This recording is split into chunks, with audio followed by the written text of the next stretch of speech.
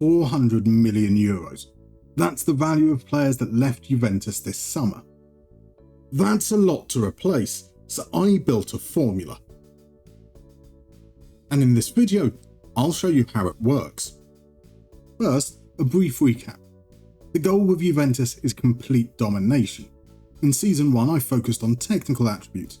That won us Serie A and the Coppa Italia, but the Champions League ended in the quarter-finals. In Season 2 I introduced possession loss rate. That's possession loss divided by passes attempted, and retooled the defence. That season went even better domestically, but in Europe we still fell short. Semi-finals this time. So heading into Season 3, we want to maintain domestic dominance, win the Champions League, because there needs to be a reason to apply Moneyball, generate enough income to cover our debts, and drop ticket prices. Which brings us to the summer, and boy, the squad has changed. Some of the departures were expected. Pierre Kalulu, who lost his starting spot to Manuel Lazzari, wanted a new contract. I didn't want to offer him one. Instead, I sold him to Tottenham for 65 million euros. Nicolas Gonzalez was unhappy with his playing time behind Kenan Yildiz. Boo-hoo. AC Milan were more than happy to give us 45 million, so he was gone. Jonathan David's exit was wage-driven.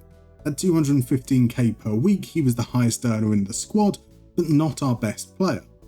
Atletico Madrid offered 47.5 mil, which I happily accepted. We finally found a buyer for Chun Koopmeiners, albeit for less than I would have liked. For 25 million, he's now Chelsea's problem. So that's 4 departures. 4 planned departures. Newcastle came knocking with a 65 million euro bid for Francisco Conceição. That's 4 goals and 6 assists Francisco Conceição.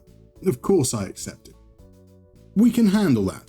It would be much more problematic if we were to receive a big bid for, say, Khéphren Thuram or Kenan Yildiz.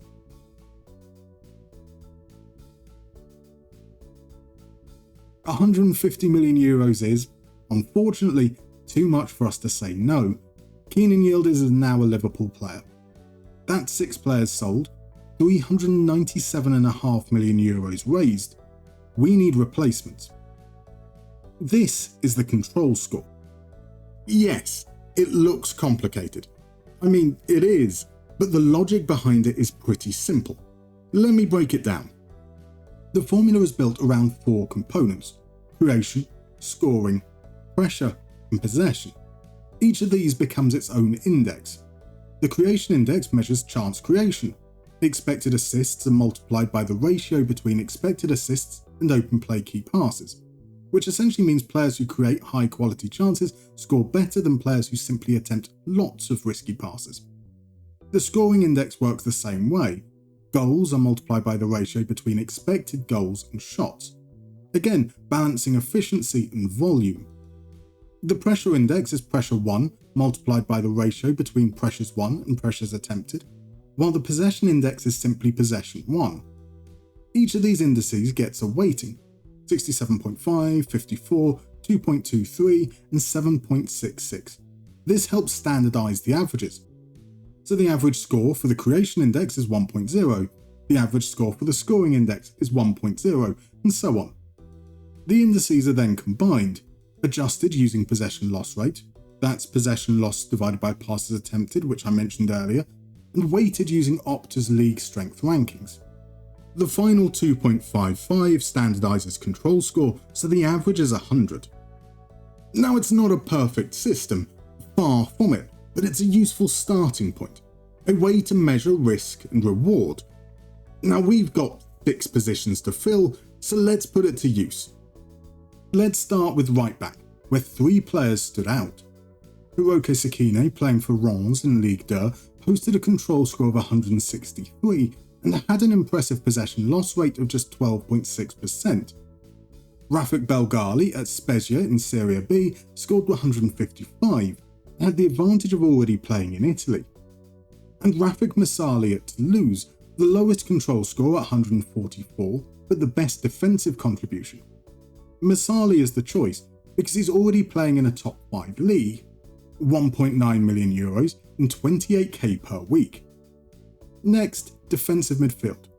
Maxence Caqueret at Atalanta scored 133 and was strong across every category. Justin Smith, playing in La Liga Dosh with Las Palmas, had a lower score of 110 but the best possession loss rate. And RB Salzburg's Mamadi Diambu scored 99 but produced the strongest defensive numbers. Caqueret, already playing in Serie A, got the nod, partly due to his traits. Plays short simple passes and plays 1-2s are almost tailor-made for this system. 7 million and 70k per week. To replace Concisely, there's a big name. Arsenal's Ethan Ranieri had an extraordinary control score at 287 and somehow cheaper than Concisely.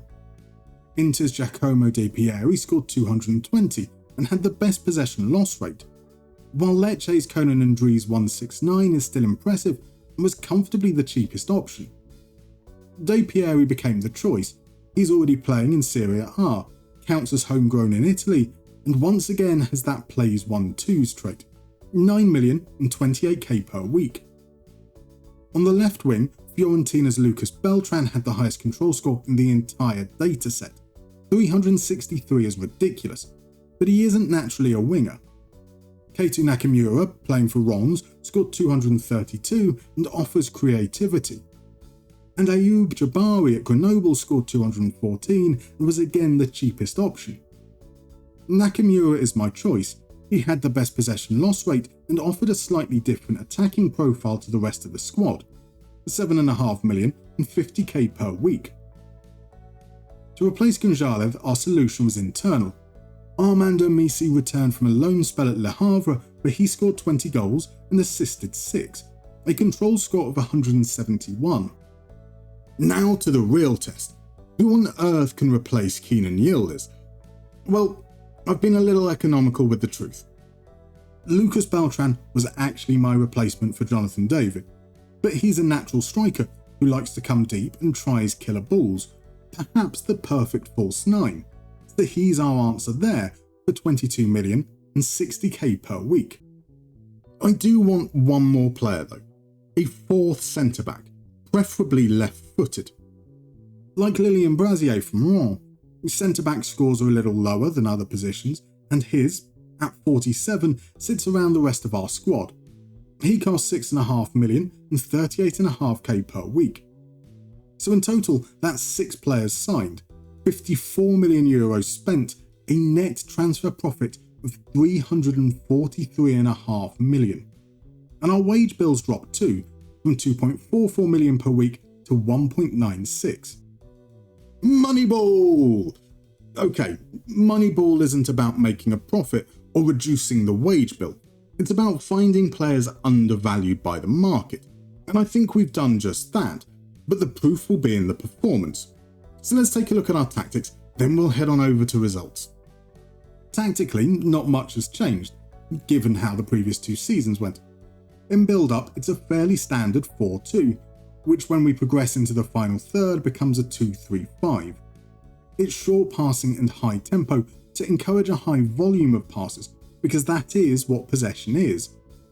Out of possession, it's a high pressing 4-2-4, with the wide players dropping back when the opposition managed to reach our half. There were only 2 adjustments. The first concerns Armando Misi. When he plays as a striker, he operates as a deep lying forward rather than a false 9. The second adjustment is situational. Against stronger opposition, we switched from balanced mentality to cautious. And the results were notable. Specifically, we scored fewer goals, which when you lose a player like Kenan Yildiz, not entirely unexpected. Lois Openda, however, stepped up. He finished the season with 23 goals across all competitions. Behind him, 3 players tied on 15. Lucas Beltran, Eden Jagrova, and Kefram Turam. And it was Turam who finished the season as our top assister with 14. The Super Coppa Italia didn't quite go as planned. We lost to Inter in extra time. The Coppa Italia, however, is once again ours, Keita Nakamura scoring the only goal of the final against AC Milan. And in the league we completed the three-peat, another Serie A title, this time finishing 9 points clear of Milan. Compared to last season, we scored fewer, conceded more and amassed fewer points, but the title was never seriously in doubt. We once again led the possession chart. We were still kings of field tilt, most final third passes for, fewest final third passes against. 8 of our players made the Serie A team of the season, including new arrival Rafik Masali. But of course it's the Champions League that's eluded us so far, our ultimate goal. The league phase was pretty standard fare, enough to earn a bye to the round of 16 where Borussia Dortmund were waiting.